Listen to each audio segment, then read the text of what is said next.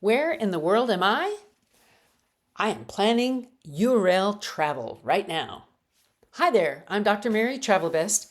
I'm in San Diego now, sharing my best travel ideas and working on another book for you to enjoy about the 5 steps to solo travel. I'm about to launch on a 90-day trip around the world, and today I'm going to talk about how I plan my Eurail travel. And believe me, I'm still planning. But before then, let's do a listener story spotlight. I want to tell you about Kristen. Kristen loves to travel, and she recently had a Fullbright Scholarship and took a trip with her husband and sons to a foreign country, Portugal, for several months. She's full of great travel ideas and will be helpful as I continue to travel and make my adventures more mobile. She's encouraging me to keep going in my travels, and she's a professor in Southern California. Now, I'm going to talk about the FAQ. Do you find that air travel dries your sinuses? You've been asking about that, so I'm wondering if you get dry and scratchy throats afterwards. Yes, it happens. So let's talk about how to rid yourself of this and prevent it. So, how to avoid the dryness of airline flights. My solution is saline nasal spray. So I just bought this 1.5 ounce size for $4, and it will last my entire trip.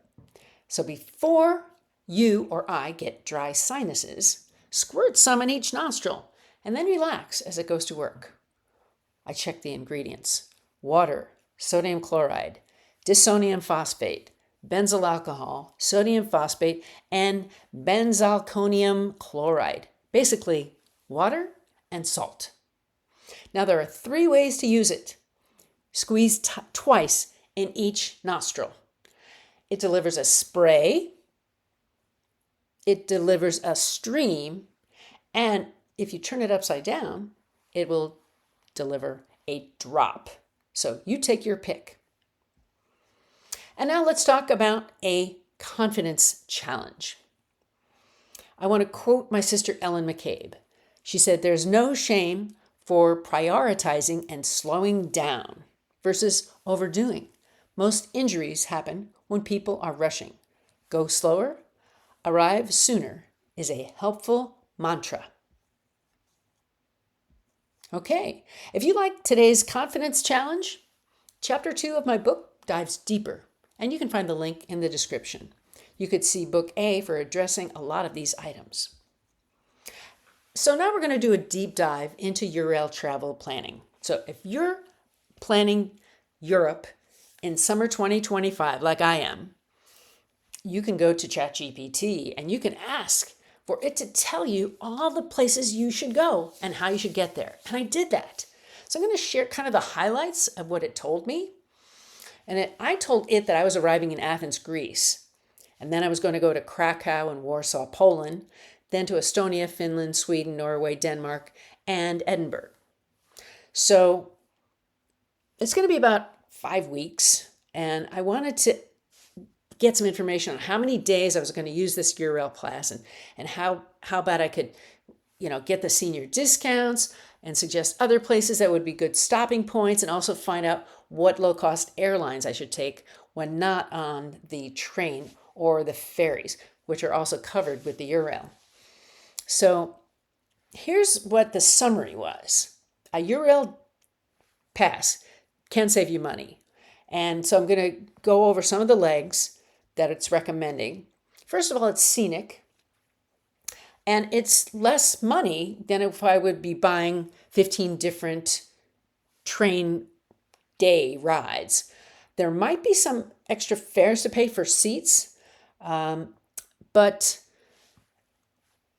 it's not going to be a lot. So the first recommendation is for me to go from Athens to Kalabaka. And I will have to buy a seat, but it's like £3. And then sunset over Meteora Cliffs. It says it's worth the 4-hour train ride. And then Kalabaka to Thessaloniki, there's a free regional, no supplement, but it is one more travel day. And then I want to go to Krakow. So I go there. I can't pronounce the name too well, but it's Oswiecim. And there's a return trip. Again, that will take me to Auschwitz. That would again be a free regional trip. Then a couple of days later, it's recommending I go to Krakow, to Warsaw, and that's the EIP. And I should buy that ticket soon. I'm just not sure how to do that. It is a high speed and it is a mandatory seat. Then another day, I would go from Warsaw to Gdansk or Turin. That would be optional. And I would pay a little extra for my seat. And then I would, a few days later, go from Tallinn to Helsinki on the ferry. And being on the deck is free. And if I want to be in a cabin, I would pay an extra 20%. That's the Tallink Silja. It counts one travel day. Now, another day, I might want to go to Helsinki to Tampere and back. And that could be between £0 and £6 for a VR seat. And then there's a Pendolino, which I need to book in the app. And now another day, I would go to Helsinki night ferry to Stockholm. To be on the deck is free and the cabin is 20%. So it's the same Tallink perk. And another day, I could go to Stockholm to Uppsala and then return. Again, that's a 0 same day out and back. The next day, I could go Stockholm to Gothenburg, and that's a £7 SJ seat. 3 hours. And next day, I could go to Gothenburg to Oslo, and that's free, don't need a reservation. And then Oslo to Bergen, and I'm really excited about that trip, the Bergensbanen Panorama. I think that's like one of the coolest trips that I could go on. And then there's a Bergen to Flam train, which is a fjord boat, a boat covered with an A-rail and a fjord combo. And then I could take the Copenhagen to Roskilde day trip, and there's a small fee for that seat on Eurail also. Now, also I can do a Vikings and easy return, and I can go from Edinburgh to Inverness, and it's still the Eurail network. These are all second class, and they're published rates for 2025. So my total Eurail travel days would be 15 days, which is the cap of the 15 days in 2 months senior global pass. Now, there are some awkward gaps there, and what it's recommending is that I try an airline segment. Typical July fares, Thessalonica to Krakow would only be about 55 to 85 pounds on Ryanair or Aegean. And I could also go from Warsaw to Tallinn on Air Baltic or LOT or Ryanair for about 45 to 90 pounds. And then I could also go from Bergen and Copenhagen on Norwegian Air, about the same amount. And then Copenhagen to Edinburgh on EasyJet, Ryanair, or Norwegian for between 40 and 80 pounds. So those are the things that I could just take an airline flight to kind of supplement the train.